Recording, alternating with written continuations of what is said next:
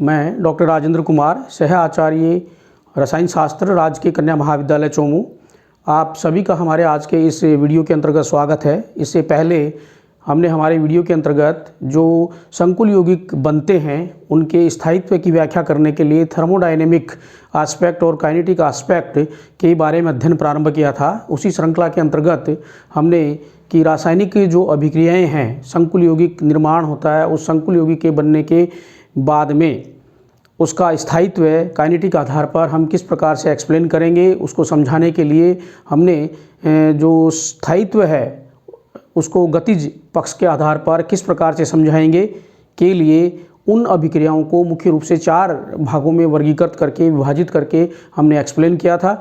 आज उसी श्रृंखला के अंतर्गत हम जो संकुल यौगिक बन रहे हैं और उन संकुल यौगिकों की जो अभिक्रियाएं हैं उनमें मुख्य रूप से, जैसा कि हमने हमारे पिछले वीडियो के अंतर्गत बताया कि जो न्यूक्लियोफिलिक सब्स्टिट्यूशन रिएक्शंस हैं वो बहुत ही महत्वपूर्ण हैं। 2 प्रकार की अभिक्रियाएं थी, इलेक्ट्रोफिलिक सब्स्टिट्यूशन रिएक्शन और न्यूक्लियोफिलिक सब्स्टिट्यूशन रिएक्शंस।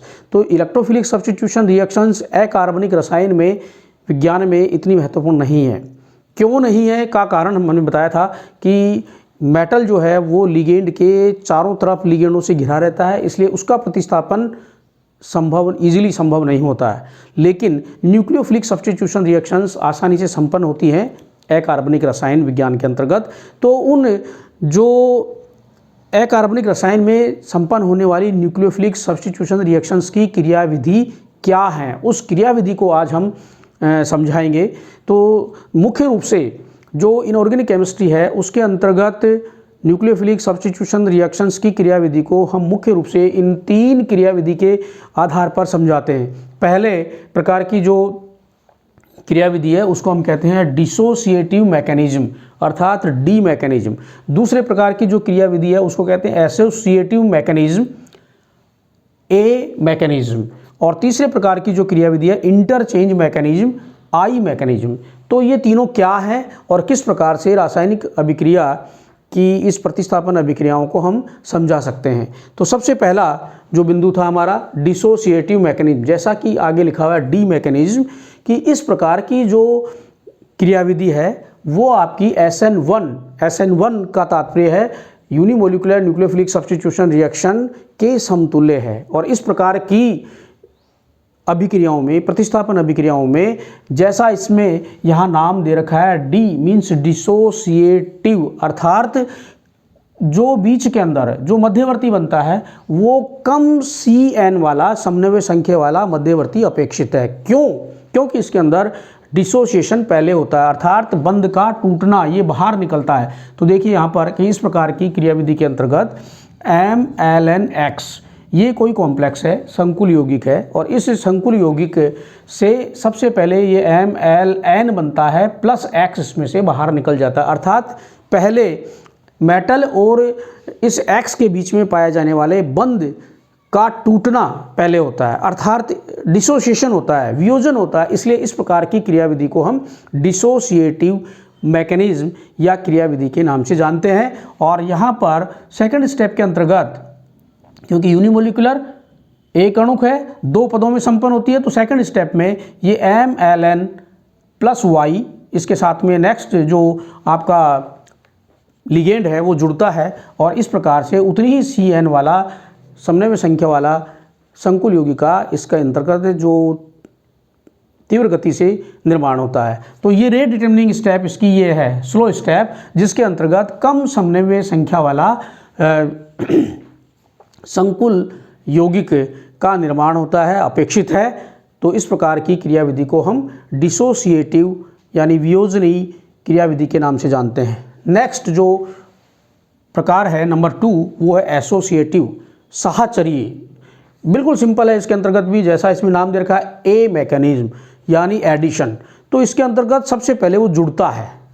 ये जो अभिक्रिया है वो आपकी SN2 के समतुल्य है, SN2 by molecular nucleophilic substitution reaction. तो इसका मतलब ये हुआ कि इसके अंतर्गत उच्च CN वाला मध्यवर्ती अपेक्षित है। कि जिसकी Cn का मान संकुल यौगिक की Cn के मान से ज़्यादा है वो अपेक्षित है, क्योंकि पहले इसमें एसोसिएशन होता है, जुड़ता है। तो Y जो लिगेंड होगा वो इस कॉम्प्लेक्स के साथ में पहले जुड़ेगा और उसके बाद में X का बंध टूट करके बाहर निकलेगा। तो यहाँ देखिए आप MLNX ये संकुल यौगिक है और इसके साथ में Y पहले जुड़ता है। तो ये जो संकुल यौगिक है ये Y इसके साथ में जुड़ने के बाद में MLNX एंड Y ये उच्च Cn वाला संकुल यौगिक पहले निर्माण हो गया और उसके बाद में MLNY बन गया और X इसमें से बाहर निकल गया। तो जैसा कि इसमें नाम में दिया हुआ है, यहाँ इंडिकेशन है आपका SN2 बाई मोलिकुलर, यानी कि रेट डिटरमिनिंग स्टेप के अंतर्गत इन दोनों की सांद्रताएं प्रभावित करती हैं, इंपॉर्टेंट है, महत्वपूर्ण है और एक ही स्टेप में ये कंप्लीट होती है अभिक्रिया, इसलिए इसको हम कहते हैं unimolecular by molecular nucleophilic substitution reaction. और इसके नाम से हम इसको पहचान सकते हैं एसोसिएटिव, यानी कि एसोसिएशन पहले होता है, Y इसमें पहले जुड़ता है, उसके बाद में X इससे बाहर निकलता है। नंबर 3, तीसरे प्रकार की जो अभिक्रिया है वो है मैकेनिज्म, वो इंटरचेंज मैकेनिज्म, विनिमय क्रियाविधि, और इसे आई क्रियाविधि के नाम से जानते हैं। और अधिकांश जो इनऑर्गेनिक केमिस्ट्री की जो न्यूक्लियोफिलिक सब्स्टिट्यूशन रिएक्शंस हैं वो इस आई मैकेनिज्म के आधार पर संपन्न होती हैं। इस आई मैकेनिज्म के अंतर्गत जैसा इसमें नाम दे रखा आई कि दोनों जो क्रियाविधि है वो साथ साथ संपन्न होती हैं। दोनों क्रियाविधि का मतलब बंध का बनना, बंध का टूटना, यानी Y जो लिगेंड है वो संकुल यौगिक के साथ में जुड़ने का काम और X का उससे हटने का काम, दोनों प्रक्रियाएं साथ साथ संपन्न होती हैं, इसलिए इसको हम कहते हैं इंटरचेंज मैकेनिज्म, आई क्रियाविधि, विनिमय क्रियाविधि। तो देखिए इसके अंतर्गत कि ये MLNX प्लस Y इसके साथ में अभिक्रिया करता है नेक्स्ट लिगेंड, तो ये बनता है X। यहाँ देखिए आप, यहाँ पर दोनों डॉटेड लाइन, यानी एक जो है Y इसके साथ में बंध बना रहा है और X इससे दूर हट रहा है। तो पहले बॉन्ड बनाया हुआ था, ये इससे दूर हट रहा है और ये जुड़ रहा है, और उसके बाद में अंत में ये Y इसके साथ जुड़ जाता है, X इसमें से बाहर निकल जाता है। तो इंटरचेंज जो मैकेनिज्म है वो बहुत ही महत्वपूर्ण है। और ये जो इंटरचेंज मैकेनिज्म है इसको पुनः हम दो भागों में डिवाइड करते हैं। A, interchange dissociative I D mechanism, interchange dissociative mechanism, यानी कि इंटरचेंज तो होगा इसमें, लेकिन पहले उसमें डिसोसिएशन की प्रक्रिया महत्वपूर्ण होगी, वो पहले वो संपन्न हो जाएगी। तो देखिए यहाँ पर कि MLNX ये कॉम्प्लेक्स है, इसके साथ में Y अभिक्रिया करता है। इस प्रकार से यहाँ पर देखिए ये पार्शियली इसके साथ में जुड़ रहा है और X इसके साथ जुड़ा हुआ है, लेकिन इसके जुड़ने से, यहाँ पर जुड़ने से पहले ये X यहाँ से निकल रहा है, तो यहाँ से बॉन्ड टूट रहा है, ये जुड़ रहा है, ये टूट रहा है, अर्थात ये जो प्रक्रिया संपन्न हो रही है उसमें डिसोसिएशन जो है वो महत्वपूर्ण है। Y के जुड़ने से पहले X का निकलना महत्वपूर्ण है, इसलिए इसको हम कहते हैं इंटरचेंज डिसोसिएटिव मैकेनिज्म। उसके बाद जो नेक्स्ट है वो है interchange associative mechanism, IA mechanism. क्या है ये IA मैकेनिज्म? ये भी बिल्कुल सिंपल है कि जैसा इसके नाम में दे रखा है, एसोसिएशन महत्वपूर्ण है कि उसमें Y के जुड़ना लिगेंड कॉम्प्लेक्स के साथ में महत्वपूर्ण है X के निकलने से पहले। तो इसमें आपका Y पहले जुड़ जाता है इसमें और उसके बाद में X बाहर निकलता है। तो यहाँ देखिए आप MLNX प्लस Y ये इसके साथ में अभिक्रिया कर रहा है, तो Y इसके साथ जुड़ गया, X भी जुड़ा हुआ है, Y X के निकलने से पहले जुड़ गया इसलिए एसोसिएशन हो गया, और उसके बाद में X जो है ये पार्शली हुआ और उसके बाद में फाइनली इसमें से बाहर निकल गया। तो इस प्रकार की क्रियाविधि के अंतर्गत जो IA मैकेनिज्म है उसके अंतर्गत एसोसिएशन महत्वपूर्ण है, इसलिए इसको हम कहते हैं IA इंटरचेंज एसोसिएटिव मैकेनिज्म।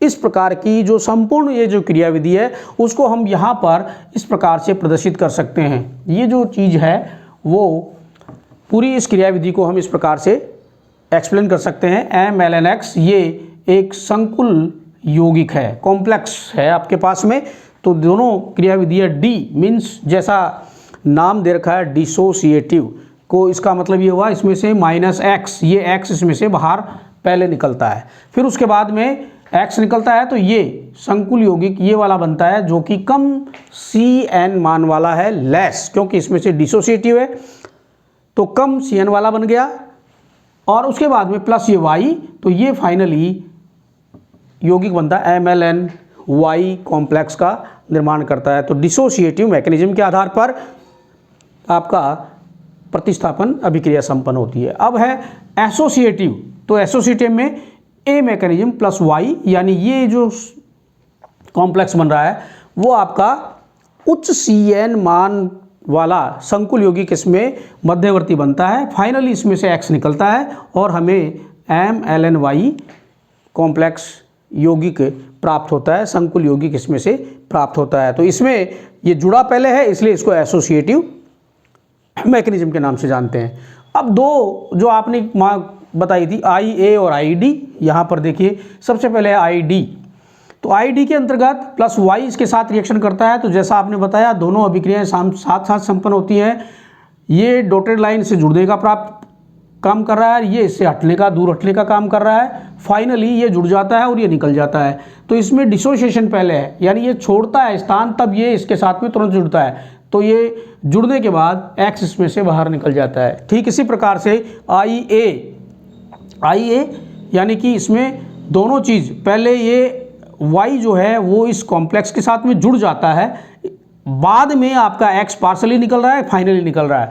तो यहाँ डिसोसिएशन पहले होता है, यहाँ पर एसोसिएशन पहले होता है। इस इंटरचेंज IA और ID के अंतर्गत बेसिकली ये डिफरेंस है। तो इस प्रकार से जो प्रतिस्थापन अभिक्रियाएं हैं, न्यूक्लियोफिलिक प्रतिस्थापन अभिक्रियाएं हैं, उनकी क्रियाविधि को हम समझा सकते हैं। धन्यवाद। इससे आगे का जो नेक्स्ट पार्ट है वो हम हमारे अगले वीडियो के अंतर्गत पढ़ेंगे। आप पढ़ते रहें। किसी प्रकार का कोई सवाल हो, कोई क्वेश्चन हो तो आप अपने व्हाट्सएप ग्रुप पे डालिए, पूछिए। धन्यवाद।